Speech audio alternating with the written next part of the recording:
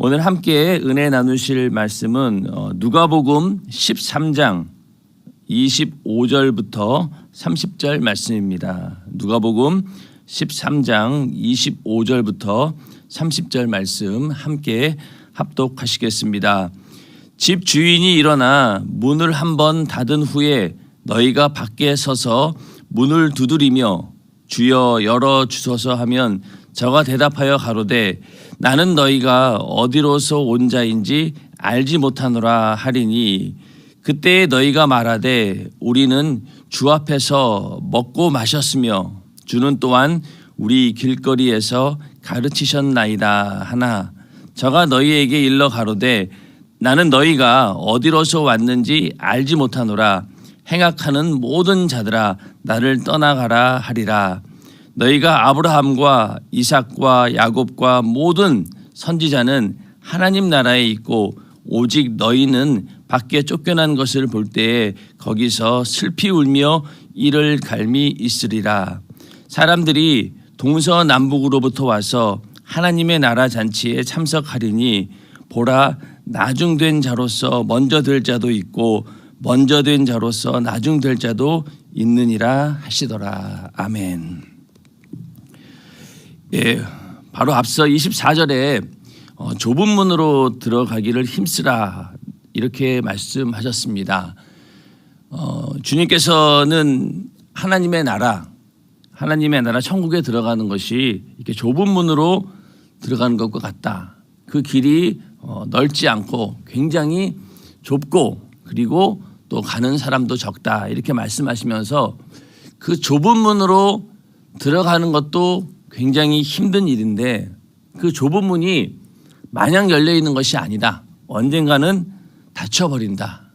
그러므로 들어가고 싶어도 들어가지 못할 그런 때가 온다. 그러므로 좁은 문이라고 하는 그 구원의 문으로 천국의 문으로 들어가기를 힘써야 되고 그 힘쓴다라고 하는 것이 그냥 힘쓰는 것이 아니라 경기에서 어떻게든 이기려고 하는 전력을 다해서 그 문으로 들어가기를 힘써야 된다. 그래야지만이 그 문에 들어갈 수 있고 그러나 나중 가서는 들어가고 싶어도 들어갈 수 없는 그런 때가 온다.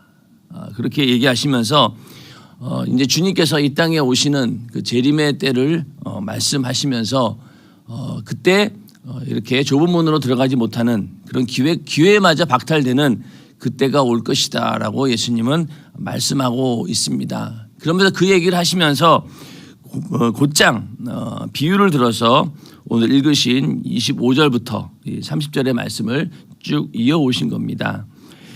집주인이 일어나서 문을 한번 닫은 후에 여기서 이제 집주인이 뭐 어떤 이유로 문을 닫았는지는 모르지만은 우리가 이제 다른 성경에 있는 내용을 좀 보면은 노아의 방주 때가 그렇게 되겠죠. 노아의 방주가 이미 사람들로 하여금 이제 이 땅에 홍수가 일어나니 빨리 들어와서 이 홍수의 심판을 면해야 된다라고 노아가 아무리 얘기했지만은 사람들은 믿지도 않았고 그러니까 그냥 당연히 들어오지도 않았겠죠. 짐승만 다 들어왔는데 노아의 8식구 외에는 사람은 들어오지 못했습니다. 그러고 나서 진짜로 홍수가 나가지고 배가 물 위에 떴을 때 그 주변에 있는 사람들이 얼마나 그 노아의 방주의 문을 두들겼겠습니까? 계속 두들겼겠죠. 계속 물은 올라차오고 더 이상 피할 곳은 없고 보이는 건 방주밖에 없는데 그곳으로 가서 어떻게든 가서 들어가 보려고 문을 두드렸겠지만은 아무도 들어올 수가 없었습니다. 또 한 가지는 열처녀의 비유가 있습니다. 열처녀의 비유는 그 가운데서 5처녀가 신랑이 왔는데 기름을 준비하지 못하고 이제 신랑이로다 하고 신랑이 왔다라고 하는 그 소리를 듣고 그제서야 이제 기름을 준비하려고 이제 잠깐 나간 사이에 문은 닫혀버린 거예요. 그리고 다시 들어오려고 아무리 문을 두드려도 들어올 수가 없는 그런 상황인데 여기서는 주여 열어주셔서 이렇게 얘기한 거 보니까 어떤 종들인지 아니면은 또 어떤 사람들인지 모르겠지만 하여튼 이것은 예수님께서 이 땅에 재림하셨을 때 그때 많은 사람들이 주님을 부르면서 문을 열어달라고 아무리 외쳐도 열리지 않는다라는 그런 상황을 묘사하고 있습니다. 그래서 일단 문은 닫혔고 밖에서 계속 문을 두드립니다. 주여 열어주소서. 그런데 뭐 여러 가지 질문할 것도 없이 아주 단호하게 저가 대답하여 가로되 나는 너희가 어디로서 온 자인지 알지 못하노라. 그냥 한마디로 그냥 너희가 어디로서 온 자인지 알지 못한다라고 딱 거절을 해버립니다. 뭐 다른 이야기를 듣지도 않아요. 그냥 닫아버립니다. 그래 그제서야 이제 그 사람들이 얘기하기를 우리는 주 앞에서 먹고 마셨으며 주는 또한 우리 길거리에서 가르치셨나이다. 이렇게 이야기를 합니다. 그래서 이런 상황을 봤을 때 주 앞에서 먹고 마셨으며 주는 또한 우리 길거리에서 가르치셨나이다. 이 이야기는 예수님께서 이 땅에 오셔서 공생애를 살면서 많은 사람들에게 하나님 말씀을 전파했고 또 그 옆에는 많은 12제자 외에 또 많은 예수의 제자들이라고 하는 사람들이 있었습니다. 그런 사람들을 얘기하는 거죠. 그리고 또 길거리에서 가르치셨다라고 하는 이 이야기는 지금 이제 문이 닫혔으니까 어떻게든 들어가기 위해서 나는 주님과 이런 연대 관계가 있습니다라고 계속 주장하는 거잖아요.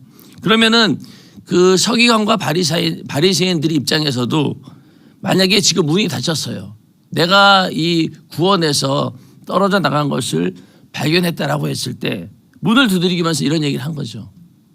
사실 바리새인들과 서기관들은 예수님으로부터 가르침을 받았다라고 생각하지는 않았을 거예요. 맨날 비아냥거리고 반대하고 어떻게든 트집을 잡으려고 했던 그런 사람들이었는데 막상 그 구원의 문이 닫혀 있고 들어가지 못하니까 그제서야 내가 길거리에서 가르침을 받았다라고 이렇게 얘기를 하는 겁니다. 함께 먹고 마시기도 했다는 거죠.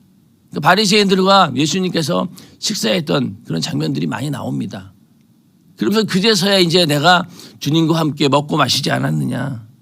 그리고 또 길거리에서 주님께서 우리에게 가르침을 주지 않았느냐. 이런 식으로 이제 아는 척을 막 하는 거죠. 거기에 대해서도 주님께서는 단호하게 거절을 하십니다. 나는 너희가 어디로서 왔는지 알지 못하노라. 행악하는 모든 자들아 나를 떠나가라 하리라. 이렇게 말씀하고 있습니다. 자, 지옥에 들어가는 그 문이 닫혀 구원의 문이 닫혔으면은 그 얘기는 결국 무엇입니까? 구원의 문이라고 하는 것은 은혜의 문이죠. 하나님께서 베푸신 자비의 문입니다. 그러니까 누구든지 인간은 죄인이지만은 그 죄를 회개하고 그 안으로 들어오면 되는 거였어요. 그런데 이 회개하지 않은 자들 오히려 예수님을 메시아로 믿지 못하고 의심하고 또 그것으로 끝나지 않고 자기들의 그 당시 종교적인 그런 패권을 놓지 않기 위해서 그런 정치적인 이유로 예수를 십자가에 못 박아 죽인 그런 죄를 지은 자들이 바로 그 당시 하나님을 잘 믿는다라고 했던 유대인들입니다. 유대인들 가운데서도 지도층에 있던 사람들이었죠. 그런 사람들은 겉으로 봤을 때는 하나님을 잘 섬기는 것 같았고 그런 사람들이 결국은 예수를 십자가에 못 박아 죽이는 행악하는 모든 자들 안에 들어갔던 겁니다. 그런 사람들이 지금 그 구원의 문은 닫혀버린 거죠. 은혜의 문이 닫혀버리고 이제는 다시 들어오지 못합니다. 그러면은 천국에 들어오지 못하면은 그 다른 장소는 어디겠어요? 뭐 천국 말고 지옥 말고 중간에 어떤 다른 장소가 있었을까요? 아닙니다. 이 영적인 세계에서 인간이 죽은 다음에는 천국 아니면 지옥 다른 세계는 없어요. 그래서 그 이후에도 나오겠지만은 슬피 울며 이를 갈미 있으리라 라고 하는 이 장소는 지옥입니다. 그러므로 이 유대인들 가운데서 바리새인들 하나님을 잘 알고 하나님을 잘 섬긴다고 했던 그 사람들이 지옥에 떨어진 거예요. 그러니 자기들은 그 지옥에서 그 닫힌 문을 향해서 아무리 문을 열어달라고 해도 문이 안 열리는 거죠. 그런 상황을 지금 주님께서 말씀하시면서 오늘날 우리들도 마찬가지죠. 우리들도 같이 교회에 앉아 있을 수 있습니다. 또 어떤 사람들은 그 가운데서 나는 신앙생활을 잘한다라고 스스로 믿는 그런 사람들도 있었겠죠. 주님께서 나를 어떻게 생각하는지 거기에 대해서는 전혀 관심 없이 내가 이 정도 하고 있으니까, 내가 이렇게 하나님을 섬기고 있으니까 나는 잘하고 있겠지, 그렇게 착각하고 있었다는 거죠. 그것이 바로 하나님 앞에 악을 행하는 것이라는 겁니다. 방향이 빗나간다라고 하는 것이 이 정도로 무서운 일입니다. 이 바리새인과 서기관들이 사람들의 눈으로 봤을 때는 얼마나 하나님을 열심히 섬기는 자들이었습니까? 그리고 하나님의 말씀인 율법을 철저히 지키려고 했었고, 그런 것만 봐가지고 그것이 과연 죄다라고 할 수 없을 정도로 얼마나 경건하고 거룩한 삶을 살았겠습니까? 겉으로 보기에. 그러나 하나님 보시기에 그것은 행악이라는 겁니다. 결국 우리가 하나님 앞에 나는 죄인입니다라고 회개하지 않고 그 은혜로 살려고 하지 않는 것, 그것 자체가 행악이라는 거죠. 마찬가지로 우리도 그렇습니다. 만약에 우리가 예수 그리스도의 피의 공로, 내 죄를 대신 담당하신 예수 그리스도의 피의 공로에 의지하여 나는 죄인이지만은, 나는 죄를 지었지만은 그 죄를 예수님이 대신 사해 주셨습니다 라고 하는 그 믿음의 고백, 그거 외에는 다른 구원은 없습니다. 내가 아무리 의로운 행동을 한다 할지라도 그것 자체가 우리를 구원하는 것이 아니라 바로 그 신앙의 고백이 우리를 천국의 문으로, 이 구원의 문으로 인도하는 것이죠. 그러므로 우리가 만약에 회개하지 않고 내 의를 드러낸다라고 하면은 그 문은 절대로 우리에게 열리지 않습니다. 또 아무리 내가 문을 두드리고 내 의를 주장한다 하더라도 그 문은 절대 열리지 않습니다. 그러므로 오직 천국으로 향하는 문, 이 구원의 문을 열 수 있게 하는 방법은 예수 그리스도의 피의 공로 의지하면서 나는 죄인입니다, 내 죄를 예수님께서 대신 담당하셨기에 나는 이 문으로 들어갈 자격이 있습니다 라는 고백 외에는, 그 신앙 외에는 천국으로 들어갈 수 없다는 겁니다.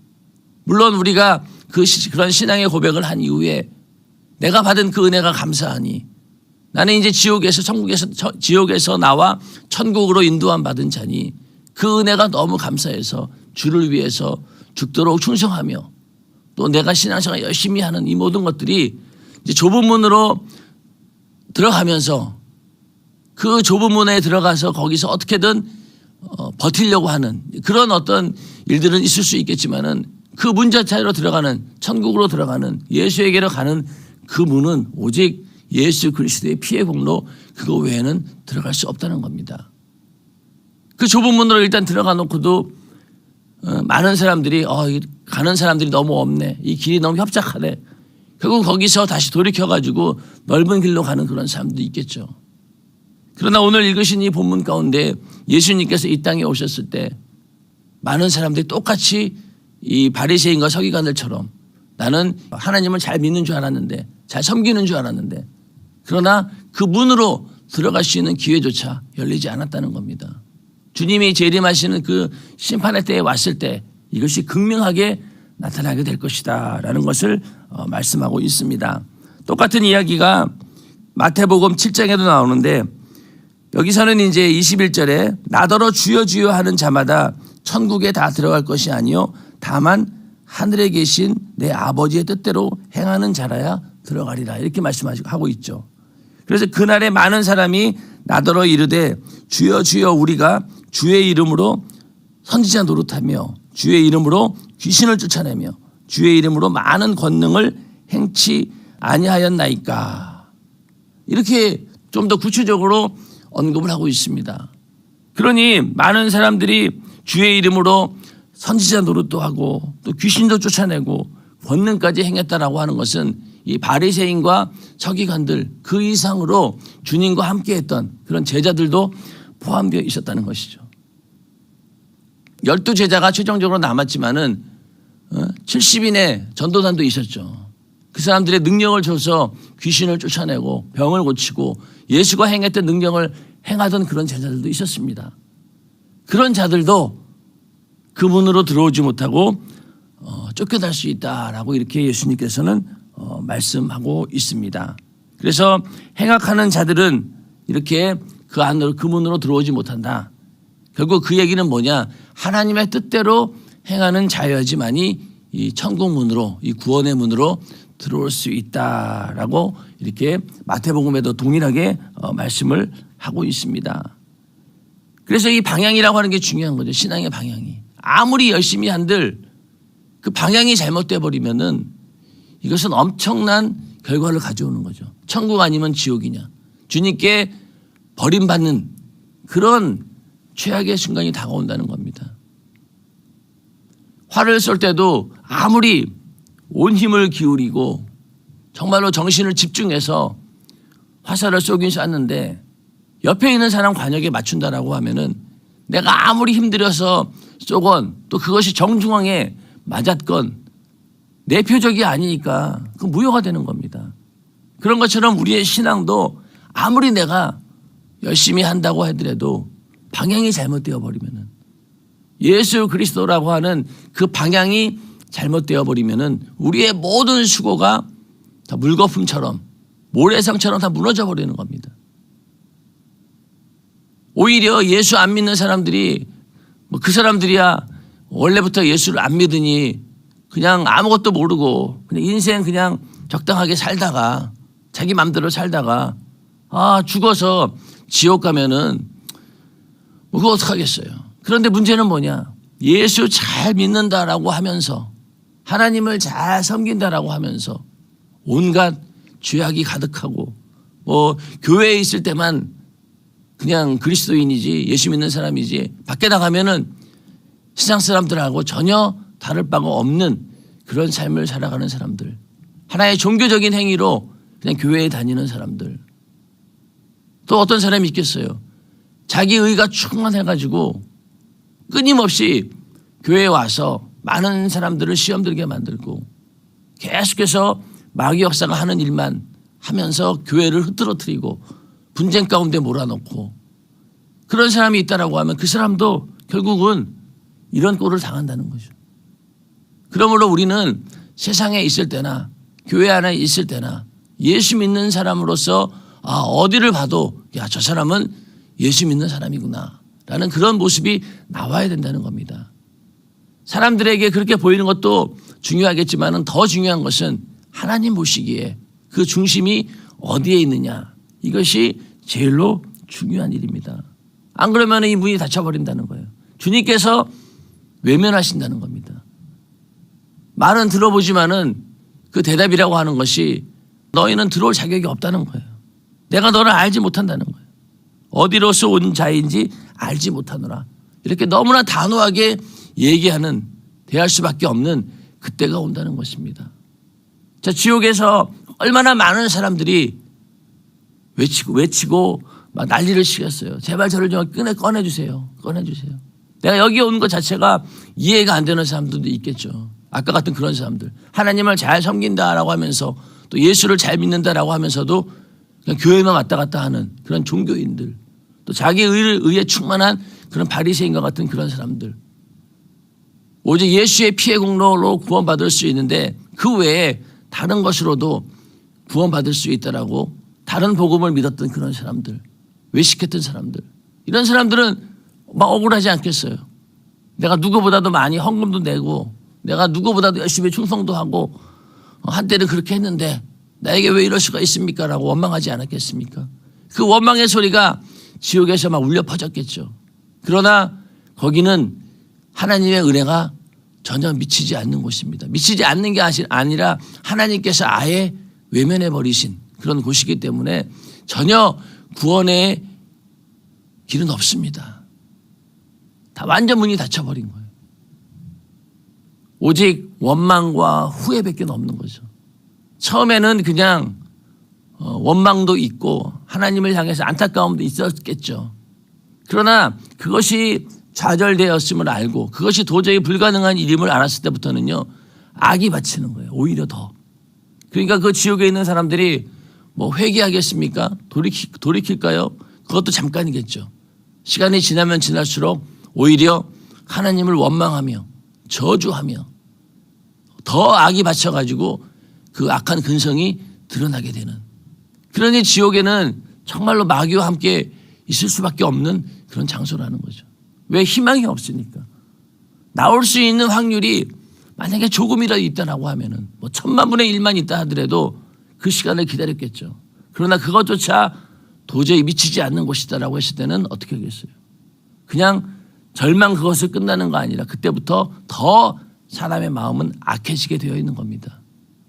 그런 상황이 바로 이 지옥에 있는 상황인데 거기서 슬피 울며 이를 갈미 있으리라. 그러니까 이를 간다는 거예요.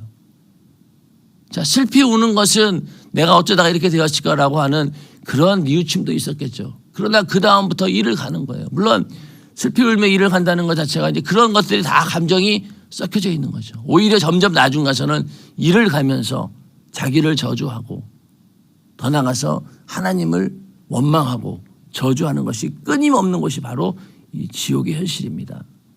절대로 우리는 한번 닫히면은 열리지 않는 그 문에서 나중에 후회하며 그 문을 두드리는 자가 아니라 좁은 문으로 들어가는 자가 되어야 됩니다. 그 좁은 문으로 들어가서 천국으로 무사히 들어갈 때 그때 아무리 그 문이 닫힌 사람들 일단 우리는 구원받았기 때문에 저 얼마나 감사한 일입니까? 그러나 이 그 기회를 놓쳐버린 자들은 다시 열려고 해도 열리지 않는다는 겁니다. 지난 시간에도 말씀을 드렸지만은 이 문이 언제 닫힐지는 아무도 모르는 것이 내가 언제 죽을지 모르니까. 물론 자연 수명을 다해서 뭐 내가 생각한 대로 70년 80년 살다가 그때 죽겠다라고 딱 계획이 짜여져 있다라고 하면은 준비라도 하겠지만은 내일 죽을지 오늘 당장 죽을지 아무도 모르는 거잖아요. 그 광주에서 옆에 있는 건물이 무너져 가지고 버스에 그것이 덮쳐서 사람들이 많이 죽었습니다. 그런 일이 있으리라고 그 사람들은 생각이나 했겠냐는 거예요. 내가 지금 버스를 타고 일상적인 생활을 하고 있는데 갑자기 건물이 무너져 가지고 거기 사람이 죽을 줄 누가 알았겠냐는 거예요.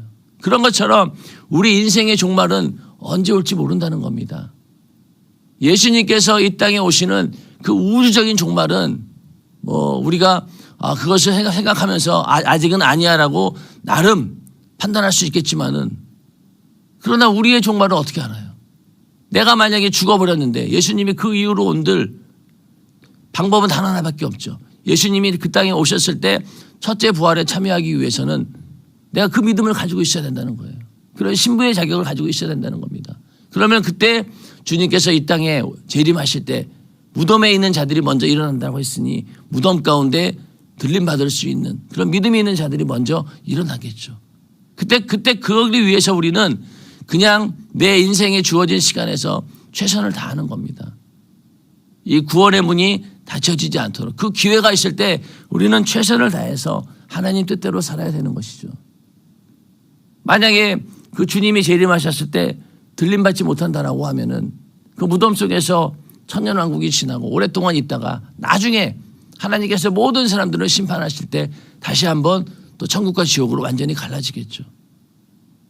그래서 우리가 정말로 안전하게 신앙생활을 할 수 있는 것은 주님이 이 땅에 오시는 그때 내가 들림받는 그런 신앙을 갖는 것, 이것이 최선의 방법입니다.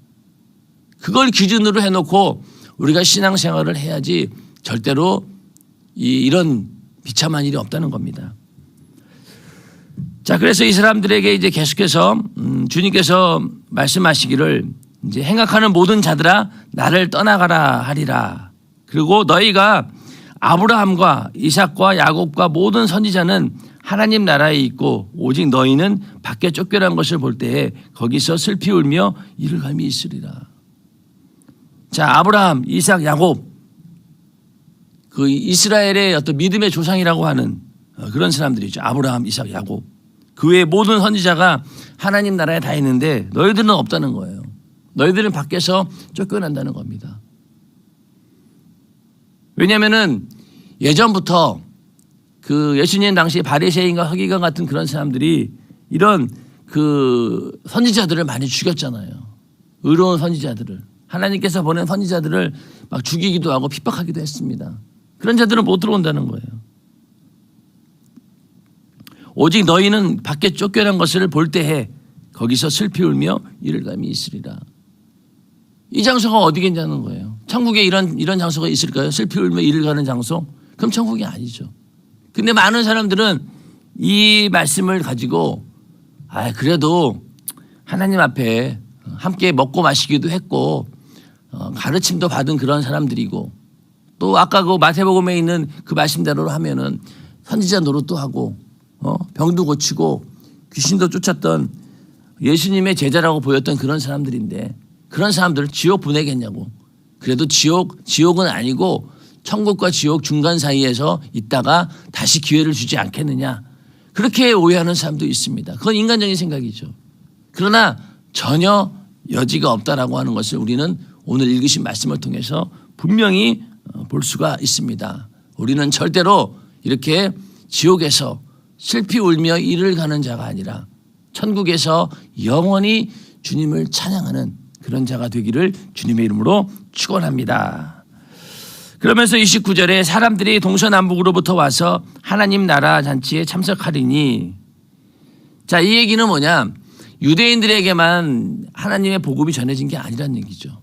그러나 이 유대인들 그 가운데 바리새인과 서기관 같은 그 당시 지도자들은 오해했던 거예요. 오직 이스라엘 백성만이 하나님의 선택받은 민족이기 때문에 우리에게만 구원이 있을 것이다. 그걸 오해했다는 거예요. 그러니까 하나님을 자기들이 독점하고 있다 생각했기 때문에 절대로 다른 사람들에게 그걸 전하지 않은 거죠. 그러나 그게 아니었다는 거예요. 동서남북으로부터 와서 하나님 나라 잔치에 참석한다는 거죠. 그래서 그 예수님께서 이 땅에 오셔서 죽으시고 부활하신 이후로 성령이 오시고 그러면서 복음이 어디 전 세계로 퍼져나갔죠. 처음에 사람들이 그 예루살렘에 모여 있었던 거예요. 거기서 그냥 자기네들끼리 계속 교회가 형성이 되고 거기 머무르고 있을 때 핍박이 임하잖아요. 그래서 모든 사람들을 전 세계로 흩어져 버리게 합니다. 그래야지 땅끝까지 이르러 복음이 전파되니까. 그렇게 해서라도 복음이 전파되어서 전 세계에 그 복음이 전해지면서 동서남북으로부터 와서 하나님의 나라에 참석하는 자들이 생기게 된 겁니다. 지금 이 순간 내 자신이 구원받았다라고 하면은 바로 그 복음의 소식이 나에게까지 온 것이죠. 그래서 우리도 이 동서남북에서 있던 동서남북으로부터 와서 하나님의 잔치에 참여하는 자가 되었다는 겁니다. 유대인도 아니고 이방인이었잖아요. 그럼에도 불구하고 우리가 예수를 믿고 구원받았다라고 하는 것은 바로 이 동서남북으로부터 와서 하나님 잔치에 참석하게 된 그런 기회를 얻은 자들입니다. 그러니까 나중에 가서 30절에 보면은 나중된 자로서 먼저 될 자도 있고 먼저 된 자로서 나중될 자도 있느니라. 그러니까 유대인들은 자기네들이 하나님으로 선택받았기 때문에 천국에 가면은 제일 높은 자리에 있는 줄 알았겠죠. 그런데 나중에 가보니까 오히려 나중에 예수를 믿은 그 이방인들이 더 높은 그 하나님의 그 보좌 근처에 있는 거예요. 그걸 보게 된다는 거죠. 그래서 나중된 자로서 먼저 된다. 유대인들 자기들이 하나님을 잘 섬긴다라고 하는 그 당시 바리새인과 서기관들 그런 사람들이 먼저 될 줄 알았는데 나중되는 정도가 아니라 오히려 이 사람들은 지옥에서 하나님 보좌에 보지도 못하는 그런 지옥의 자리에 가게 되는 것이고 유대인들 가운데서도 그런 생각을 가진 사람이 있었다라고 하면은 나중에 가보니 천국에서는 오히려 나중에 예수 믿은 그런 이방인들 동서남북에서 몰려온 그런 사람들이 오히려 더 주님 보좌 근처에 있다라고 하는 것을 발견하게 된다는 겁니다. 그래서 먼저 된 자로서 나중될 자도 있다라고 하는 거죠. 요거는 그 유대인들과 그 이후로 예수 믿는 사람들의 이야기를 빗대어서 이렇게 말씀을 하고 있는 겁니다. 우리는 어떤 상황이든 간에 먼저는 이 좁은 문, 천국의 문으로 들어가야 되는 것이 중요한 것이고 그 가운데서도 먼저 되는 자가 되어야 되는 거죠. 먼저 되는 자. 그래서 천국에 가서 물론 천국이라고 하는 것이 세상에 있는 그런 기준처럼 뭐 경쟁이 있어가지고 서로 다른 사람을 막 밟아가면서 앞서가는 그런 경쟁이 아닙니다. 그건 하나님의 영광을 드러내는 그런 경쟁이었기 때문에 가서도 그 어느 정도의 서열이 있다는 거죠. 해와 달의 영광이 다르고